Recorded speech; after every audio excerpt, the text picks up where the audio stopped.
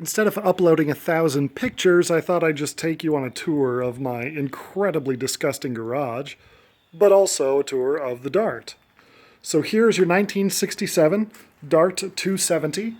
It is a slant 6, 225 cubic inch displacement. Has a 3-speed automatic transmission. It does have power steering as well. And this thing is in pretty good shape. There are, a few little things like surface rust here. You can see this is coming off fairly nicely. Will it focus? There we go. And this is just straight up metal. There's a little bit of pitting, but nothing a little more sandpaper won't take out. Here's one of the wheel wells, and the wheel arch, I guess there's another piece that comes down like this, and normally in this area there's just a ton of rust, but there is nothing. I mean, it's, again, surface rust that'll just come right off. But this is absolutely beautiful. A little bit of seam sealer in here, a little bit of POR 15 or some kind of rust preventive, and it'll look absolutely great. Again, there's some pitting down here, but nothing is rusted through. Here's the driver's side rocker panel, and there is a hole coming up right here. Just a little guy. It doesn't go all the way under. Just a quick weld, kind of like back there, just a quick weld should take care of that damage. You'll see I've taken off the chrome trim, so sanding should be no problem. Here is inside the car from the back, and you'll see these floors are in excellent shape. There is the back passenger floor pan. A little bit of caulk left over from the factory. Here's the driver's side in the back.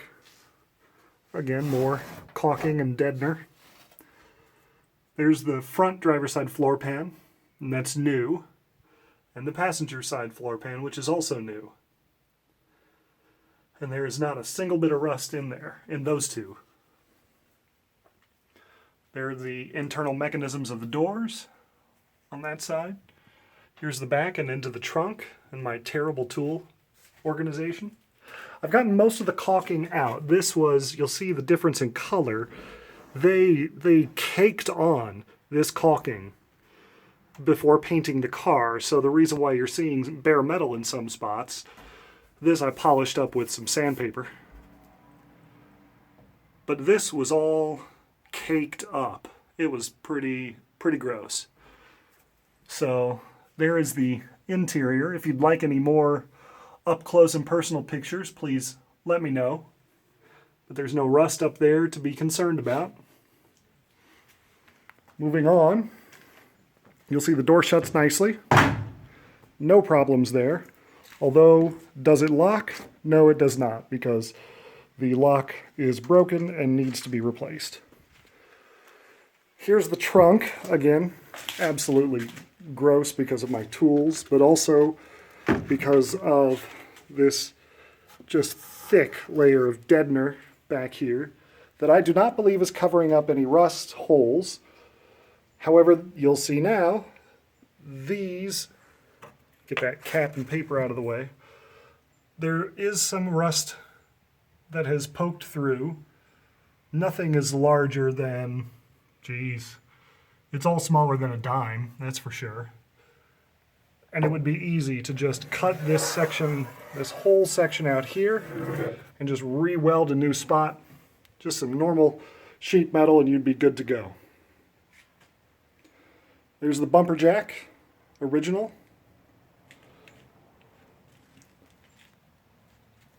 This, again, is just some pitting, some surface rust. No real issues there. The underside of the trunk lid is just gorgeous. It really, really is nice. I got to take the long way around, so pardon me. But to show you the other side of the car, again, in this area, there is nothing. It's just all beautiful. Inside the cowl, you'll see a little bit of dirt, but there's no rusting in the cowl as far as I can tell. This is the passenger side front door, and it has really just cleaned up well. There's really not a whole lot to get excited about down here. This is going to need to be cut and patched, but just a little spot. And there's no other major damage along that rocker. Down in that corner there needs to be a little bit of work as well. Normal spots where an A-body would pick up water. This is probably your biggest spot. Running from here, you'd have to cut at an angle all the way up here and weld on a new piece of metal. But it shouldn't be too bad. This is one of the wheel drums I have not rebuilt. I have not rebuilt the rear drums. The front drums, though, are rebuilt and good to go. You'll see your stainless steel fuel line that I've installed. It runs all the way to the front. Here's some more of that fuel line. There's your power steering box, your master cylinder, battery, radiator tube, battery tray. There's a few other parts, alternator bracket and fan. There's your carburetor. This is a fuel line modification that you don't need to keep. But you can cut this tube, insert that fuel filter right there, and then you can run this line over the rocker panel or the rocker cover down to the fuel line, which has this regular steel fuel hose. You can clamp that on there and run your fuel line this way instead of around this way, and that will help with vapor lock issues. So that's the car. Please let me know if you have any questions or concerns. There's your original, not to the car, but an original user's manual. Let me move this hubcap out of the way. There goes a tool. There's an original build card still in the seat. I have the other from the back seat upstairs in the house. And this is the manual of repairs and such that I've done, which of course will go, this is the original purchase, the bill of sale. This tells you that the owner's manual is real from Fiat Chrysler. This is a decoding of the build card, so you can see that the color, the red color on the car, is original, and the interior, red cloth and vinyl, is also original. That everything that you're getting here is original to the car. So it should make your project life much easier. So yeah, let me know if you have any questions or concerns or would like still photos of any particular part. Thank you very much.